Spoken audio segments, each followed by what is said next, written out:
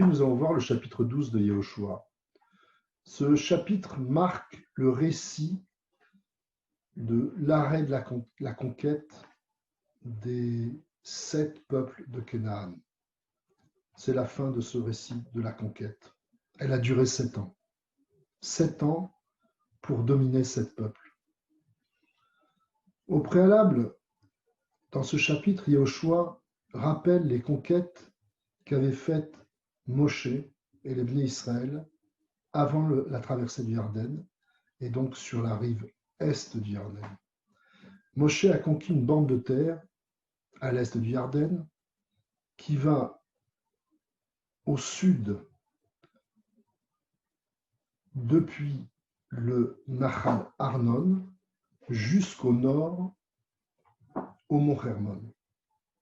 Cette bande de terre est divisible en deux. Du Nahal Arnon jusqu'au Nahal Yabok, à peu près au milieu de la zone qui va jusqu'au Hermon. Cette zone était occupée par Sichon, roi de Heshbon, roi de l'Émorie, un peuple qui s'étend des deux côtés de la rive du Yarden. Eh bien, Moshe et les Bnei Israël vont conquérir et dominer, éliminer Sichon. Réhouven et Gad, ce sont les deux tribus qui vont occuper dorénavant son territoire. Au nord du Nahal Yabok, jusqu'au mont Hermon, c'est l'Ammonie qui se trouve là, le peuple de Ammon. Il est dominé par le roi Og, roi de la contrée de Bashan. Et là aussi, la victoire de Moshe et des Bnei Israël va être éclatante. Et cette partie nord du flanc est du Yarden sera dorénavant occupée par la moitié de la tribu de Ménaché. Le peuple de Ammon ne fait pas partie de ce peuple. Au sud complet, sous le Nahal Arnon, se trouve le peuple de Moab. Les noms de ces fleuves, de ces rivières plus exactement, Arnon, ont une portée symbolique forte. Arnon, dans la tradition rabbinique, c'est le lieu précisément où jaillit ce qui deviendra le puits de Myriam. Le Nahal Yabok, c'est l'endroit où Yaakov passe quand il revient en terre de Canaan, et c'est là où il a lieu le combat avec l'ange. Le mont Hermon, pour le Nachmanide, c'est une terre, c'est une montagne en sorte d'exclusion parce qu'il est très difficile d'y vivre matériellement. Il fait trop froid et la montagne se trouve à plus de 2800 mètres d'altitude. Yehoshua ensuite nous parle de ses conquêtes à lui très brièvement.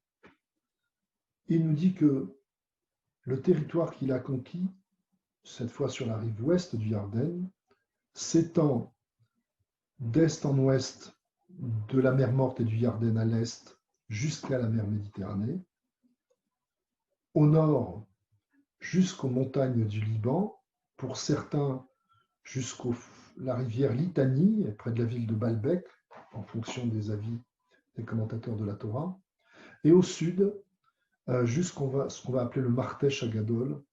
Aujourd'hui, ça serait situé à peu près au niveau de la ville de Yerouham, au sud, dans l'Israël contemporain, une des premières villes de développement d'Israël.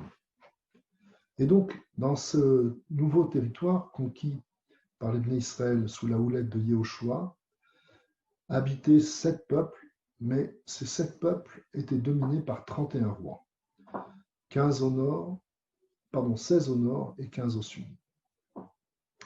Cette atomisation du pouvoir dans ces 7 peuples de Canaan interpelle les rabbins qui en concluent que sur un si petit territoire, avoir 31 rois, c'est certainement le fait que la terre de Canaan, étant ce qu'elle était à l'époque et ce qu'elle allait devenir pour l'ensemble de l'humanité, les 70 nations souhaitaient que dans ces 7 pays, au sein de ces 7 peuples qui composaient la terre de Canaan, ils aient une représentation, une sorte de consulat.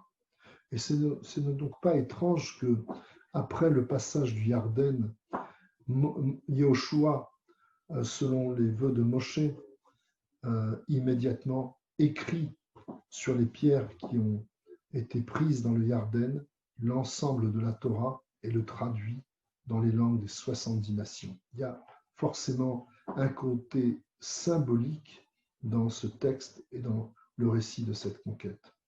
Je vous lis un florilège du nom des rois que cite Yoshua sous la forme d'un poème, en quelque sorte, presque d'un chant. Il dit ainsi: Melech Cheshbon, Melech Chevron Echad, Melech Yarmout Echad, etc. Melech Yerushalayim Echad. Toujours sur la même structure, 31 fois, Melech quelque chose Echad, pour en quelque sorte souligner l'étendue de la conquête, l'étendue de la victoire, et en même temps remercier le Dieu qui les a accompagnés au travers de ces guerres. Les guerres, dit-on souvent, sont à l'homme ce que l'accouchement est aux femmes. Dorénavant, la nation d'Israël est née. Elle va pouvoir accomplir concrètement au quotidien le destin que lui a assigné Akadosh Baruch Hu. Je vous remercie et à demain.